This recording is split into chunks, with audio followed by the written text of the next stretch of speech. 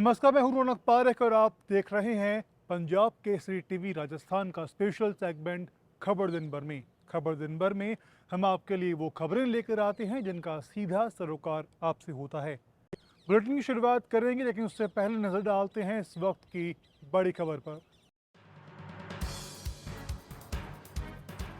CM Gehlot 14 सितंबर को आएंगे गोगुंदा।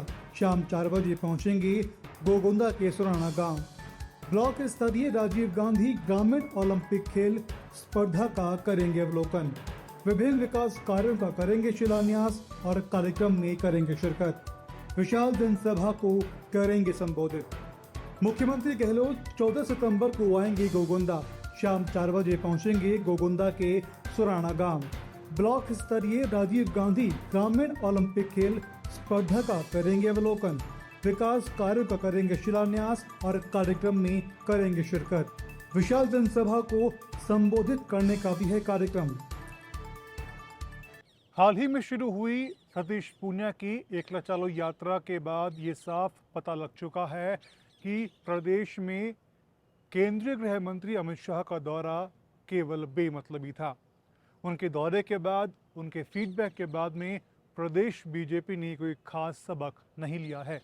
आखिर क्या है पूरा मामला, क्यों बीजेपी में एकजुटता दिखाई नहीं दे रही है, उसे जानने के लिए देखिए हमारी खास रिपोर्ट। हाल ही में जोधपुर में संपन्न हुई बीजेपी ओबीसी की राष्ट्रीय कार्य समिति की बैठक के बाद सभी को लगा कि भाजपा में अब धीरे धीरे गुटबाजी खत्म होने लगी है। लेकिन अलग अलग धड़ों में बटी राजस्थान बीजेपी को अमित शाह का दौरा भी एक ना कर सका। जैसे ही गृह मंत्री शाह जोधपुर एयरपोर्ट से दिल्ली रवाना हुए, राजस्थान बीजेपी के शहंशाह अध्यक्ष सतीश पूनिया अपनी पैदल यात्रा पर निकल पड़े। खास बात यह रही कि उनके साथ कोई भी सीनियर नेता या केंद्रीय मंत्री मौजूद नहीं रहा। सतीश पूनिया का एकला चालों की राह पर चलना दर्शाता है कि अमित शाह का दौरा बेमतलब था।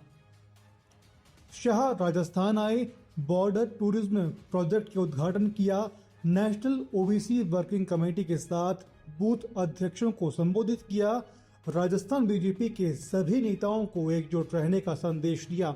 लेकिन पूनिया ने पदयात्रा से सभी को चौंका दिया। इससे एक बात तो क्लियर हो गई कि सब कुछ ठीक नहीं है। एक कहावत जब जाहिर है कि फूट घर में है तो बाहर वाला फायदा उठाएगा। इस पर क्या कहना है कांग्रेस के कैबिनेट मंत्री प्रताप सिंह खाचरियावास का, जरा सुनिए। बोल गए इनके स्टेट प्रेसिडेंट कह रहे हैं कि मैं तो अकेला था, अकेला ही चलूंगा। तो पार्टी खुद बिखरी हुई है। वसुंधरा जी अलग चल रही है, पूनिया जी अलग चल रहे हैं, कटारिया साहब अलग चल रहे हैं, गजेंद्र सिंह जी अलग चल रहे हैं। इनके तो सारे के सारे दावेदार अलग चल रहे हैं, लोकसभा अध्यक्ष जी अलग सब चल रहे हैं। बहुत लंबा चौड़ा हिसाब किताब हो रहा है। गौरतलब है कि पदयात्रा में उनके साथ आने वाले नेताओं में विधायक पब्बाराम बिश्नोई, पूर्व विधायक शैतान सिंह राठौड़, छोटू सिंह, महेंद्र प्रताप पुरी महाराज, चंद्र प्रकाश शारदा और जुगल किशोर व्यास मौजूद रहे। बता दें कि इससे पहले 6 सितंबर को केंद्रीय मंत्री गजेंद्र सिंह शेखावत, कैलाश चौधरी ने भी पदयात्रा निकालने का ऐलान किया था। लेकिन आलाकमान के दखल के बाद उनका कार्यक्रम रद्द हो गया, क्योंकि कुछ नेताओं ने इस पदयात्रा को लेकर दिल्ली शिकायत भेजी थी। उनके बाद दोनों नेताओं को हिदायत दी गई। क्या बीजेपी आलाकमान इस पर कुछ एक्शन लेगा? क्या प्रदेश के नेताओं को समय देगा? ये तो वक्त बताएगा। पंजाब केसरी के लिए रौनक पारेख और हरिनाम सिंह की रिपोर्ट।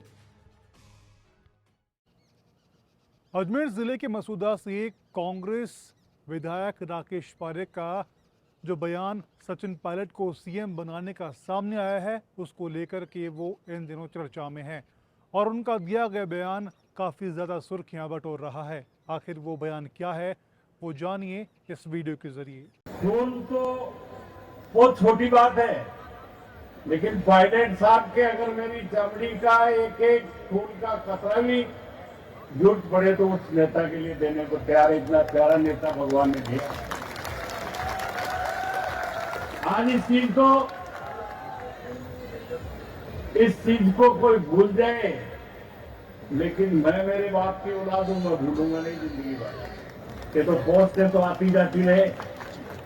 विकास में सरकार से कोई कमी नहीं आने देंगे, लेकिन एक देव दरबार से प्रार्थना करें कि राजस्थान का सारा युवा, राजस्थान की सारी माताएं बहनें, राजस्थान का 5 साल का बच्चा भी जहाँ पायलट साहब की झलक पाने के लिए दौड़ता है, ऐसा नेता मैंने मेरी जिंदगी में नहीं देखा।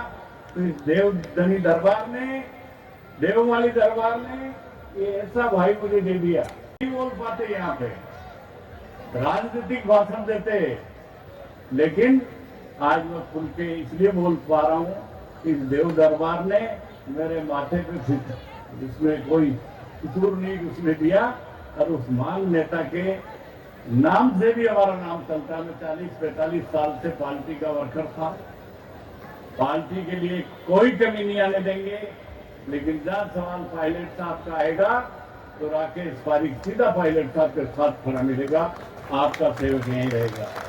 संग्राम जी 11 में मजा नहीं आएगा, इसको 15 लाख तो कर दो तो चले को। अगली बार जब भी किसान आंदोलन होगा तब मैं उसमें शामिल होऊंगा। ये बात खुद राज्यपाल सत्यपाल मलिक ने कही है, जो इस वक्त मेघालय के राज्यपाल हैं और वो इस समय राजस्थान के डीडवाना दौरे पर हैं, जहां वे डीडवाना में ग्रामोत्थान विद्यापीठ संस्थान के सिल्वर जुबली उत्सव समारोह में शिरकत करने पहुंचे। संस्थान की तरफ से मलिक का स्वागत किया गया और इस दौरान संस्थान की स्मारिका का विमोचन कर संस्थान को सहयोगी करने वाले भामाशाहों के साथ अपने प्रतिभाशाली छात्राओं का सम्मान किया गया। इस दौरान अपने संबोधन में मलिक ने कहा कि शिक्षा की जहां बात आती है या मुझे बुलाया जाता है तो मैं कभी मना नहीं करता। आज भी मैं 2200 किलोमीटर चलकर के इस कार्यक्रम में शामिल हुआ हूं। शिक्षा पर जोर देते हुए कहा कि शिक्षा की वजह से ही मात्र 26 साल की उम्र में मैं विधायक बन गया था। मैं प्रधानमंत्री को बहुत सम्मान करता हूं और उनको गुजरात के ज़माने से जानता हूं। वो प्रो किसान आदमी है, पता नहीं दिल्ली में आके उनको क्या हो गया। मुझे उम्मीद है कि मैं मिलूंगा उनसे जाके, और मुझे उम्मीद है कि वो किसानों की बात मानेंगे। भारत जोड़ो यात्रा अभी जो आरंभ की है राहुल गांधी ने, उसका क्या कोई प्रभाव होगा? देखिए, दूसरी पार्टी का काम है, मैं उस पर कोई कमेंट नहीं करना चाहता। जो घूम रहा है, काम कर रहा है, वो ठीक ही कर रहा है। दिवंगत नेता कर्नल किरोड़ी सिंह बैंसला की अस्थियों का विसर्जन पुष्कर में हो रहा था, लेकिन जहां पर मौन रहना जरूरी था वहां पर नेताओं पर जूते चप्पल बरसे। अशोक चांदना जैसे ही भाषण देने के लिए आए, उसके बाद हंगामा शुरू हुआ। जिस नेताजी के समाज को आरक्षण दिलाने की बात कही, उसी नेता के अस्थि विसर्जन कार्यक्रम में मंत्री पर जूते फेंके गए। मामला अजमेर के पुष्कर का है, जहां पर कर्नल किरोड़ी सिंह बैंसला के अस्थि विसर्जन कार्यक्रम में मंच पर भाषण देने के लिए आए मंत्री पर जूते फेंके गए, जिसके चलते कार्यक्रम में हंगामा हुआ, जिसे पुलिस ने शांत करवाया। गुर्जर आरक्षण आंदोलन में अहम भूमिका निभाने वाले कर्नल किरोड़ी सिंह बैंसला की अस्थियों का विसर्जन पुष्कर के 52 घाटों पर सोमवार शाम करीब 4 बजे हुआ। इससे पहले पुष्कर के मेला ग्राउंड में एमबीसी समाज की सभा हुई। इसमें खेल राज्य मंत्री अशोक चांदना जैसे ही भाषण देने आए, लोगों ने जूते और अन्य सामान फेंक करके विरोध किया। समर्थक सचिन पायलट जिंदाबाद के नारे लगाने लगे। सोमवार को सबसे पहले गुर्जर भवन में स्थापित कर्नल बैंसला की मूर्ति का अनावरण किया गया। इसके बाद सभा की शुरुआत सोमवार सुबह करीब 10 बजे हुई। इस दौरान कर्नल बैंसला की योगदान को याद भी किया गया। उनका कहना है कि सरकार लंपी बीमारी को लेकर के गंभीर नहीं है। धीरे धीरे महामारी विकराल रूप लेती जा रही है। बढ़ती बीमारी को लेकर के एबीवीपी ने कार्यकर्ताओं ने पशुपालन मंत्री प्रमोजन भाया के घर के बाहर गाय ले जाकर के विरोध किया।